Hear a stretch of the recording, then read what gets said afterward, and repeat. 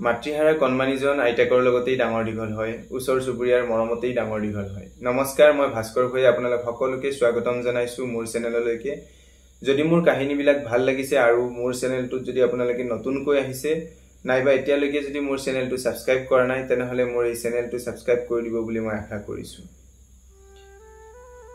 যেতিয়া এই কণমানিজন মাতৃহাৰা হ'ল তাৰ কিছুমাহ পিছতেই সকলোৱে আলোচনা কৰি পেলাই কণমানিজনৰ পিতৃক পুনৰ বিয়া কৰাবলৈ মান্তি কৰায় আৰু কণমানিজনৰ পিতৃয়ে পুনৰ বিবাহ কৰায় আৰু বিবাহৰ পিছতেই কণমানিজনক লৈ যাবৰ কাৰণে মানে কণমানিজনৰ পিতৃয়ে যত কৰ্ম কৰিছিলে কৰ্মসূত্ৰে যত আছিলে সেই জায়গাত লৈ যাবৰ কাৰণে চেষ্টা কৰিছিলে, কিন্তু কণমানিজন সকলোৰে ইমান মৰমৰ আছিল, ইমান মৰমত মানে কি এটা মায়া লাগি গল নাজানো।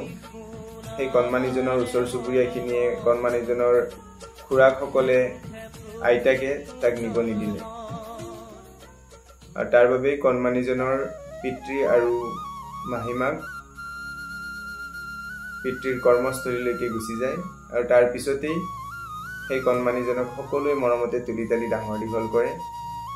ইয়াৰ মাজতেই কণমানিজনৰ ঘৰখনৰ কাষৰ ঘৰখনত এজন খুৰাক আছিল আৰু সেই খুৰাকজন এখন হাইস্কুলত চাকৰি কৰিছিলে আৰু যেতিয়া স্কুলত থকা সময়খিনিত সেই খুৰাকজনক চাহ খাব দিছিলে, চাহৰ লগত মেৰিগোল্ড বিস্কুট দুখন আৰু এটা বাটি কেক দিছিলে আৰু বাটি কেকৰ মাজত যিটো চেৰি এটা থাকে যে তেনেকুৱা কেক এটা দিছিলে বাটি কেক, আৰু সেই খুৰাকজনে সদায় সেইখিনি নাখাই পেলাই এখন কাগজত বান্ধি পেলাই লৈ আহে আৰু যেতিয়া পদূলি মুখ পায় তেতিয়াই সেই কণমানিজনক চিঞৰ এটা মাৰে।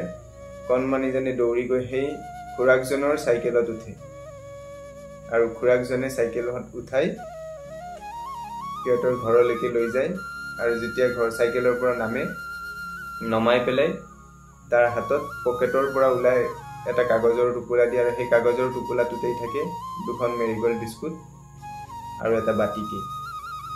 এনেকৈ কণমানিজনৰ জীৱন আৰম্ভ হয়। গতিকে ইয়াৰ পিছত কি হ'ব কণমানিজনৰ লগত বা সৰুতে আৰু কি ঘটনা ঘটিছিল তাৰ লগত জানিবৰ কাৰণে মোৰ এই চেনেলটো সাবস্ক্ৰাইব কৰিব আৰু কাহিনীটো যদি ভাল লাগিছে এটা মতামত দিব বুলি মই আশা কৰিছো। ধন্যবাদ।